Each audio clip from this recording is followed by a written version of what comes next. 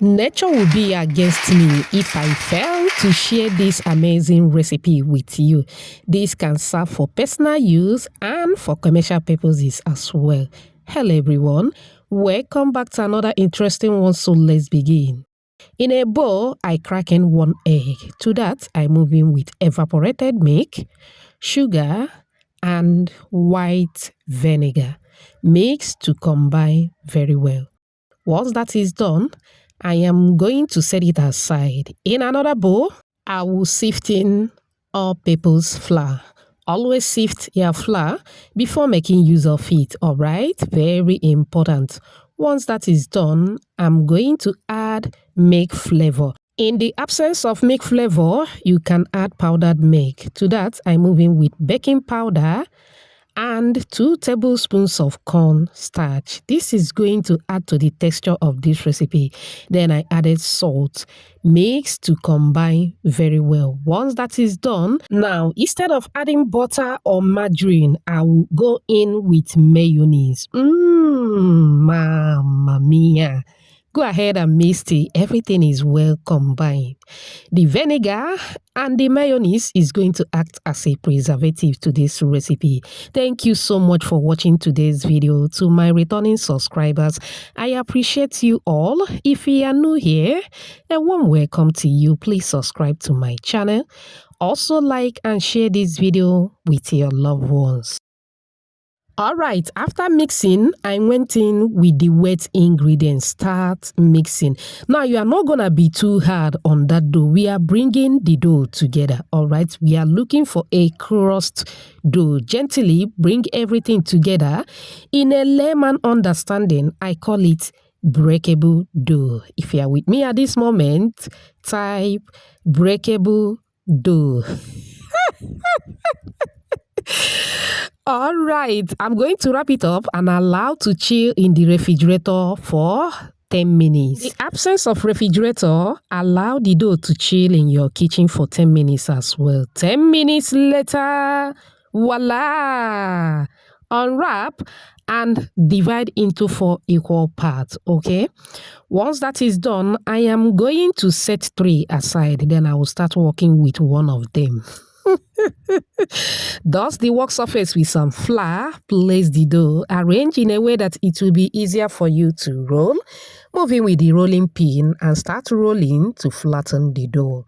Beautiful shout out to you, Sandra, watching from Costa Rica, Melida from Colombia, Opeyemi, watching from Libya, Amina, watching from Ghana, and Mata, all the way from Abuja, Nigeria.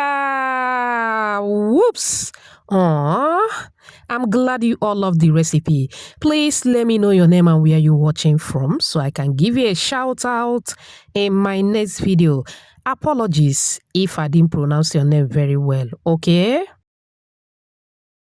Alright, after rolling, it is time to shape the 4 corners of the dough. Alright, I'll be using my pizza cutter to do this.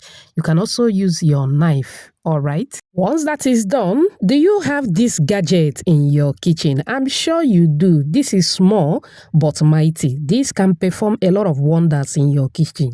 Alright, now what you are going to do is to use the designer part, measure and cut with your pizza cutter. All right, as you can see on the video, once I measure, I will cut.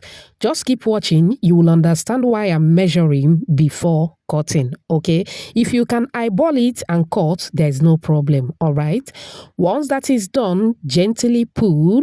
It is time to cut. I pick up one, get that small but mighty gadget and start cutting. You can see it is moving freely, all right? Had it been it is wider than the designer part, you might find it difficult to cut because it has the same size with it, so it will be easier for you to cut, all right? Go ahead and repeat the same process with the other ones. Once that is done, you should have these cuties looking at us. I'm loving the shape. Where are these cuties from? They are from Libya.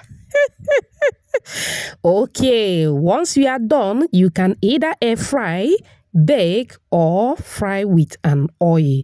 If you want to bake, you are going to separate them to be in singular forms, all right, so that they can bake very well. But I'm going to fry in a deep hot moderate oil. Gently drop the cuties. Once you drop them, allow them to behave the way they want. If you watch up on this minute, I appreciate you so much. It also means they're enjoying this video. Please give this video a like.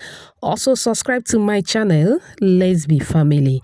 Thank you so much. Continue to flip them around from time to time. Fry according to your preference, or once they are golden brown like so, they are ready. Take them out of the hot oil. Put in an open tray and allow to cool down completely. And that is basically all for this recipe. Do you love what you are seeing? Do you? If you do, type another banger at the comment section. It turned out so well. Very delicious. Serve and enjoy. I want you to give it a try and get back to me.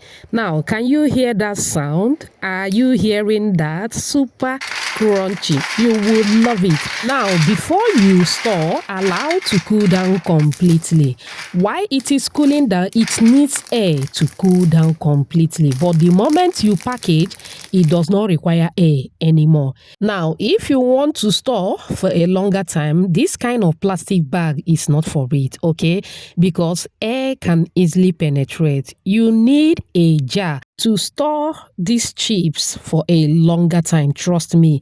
If you store in a jar and seal properly, this can last you up to a month. Yes, because of the vinegar and the mayonnaise will act as a preservative to this recipe. When you look at the ones at the supermarket, you will see that the ending part is also sealed. Sealing it properly will stop air from penetrating. Even without sealing, like I mentioned earlier, mine lasted for 2 weeks in a jar and it was still crunchy. I hope you find this video helpful. Thank you so much for watching. See you in my next one. Bye.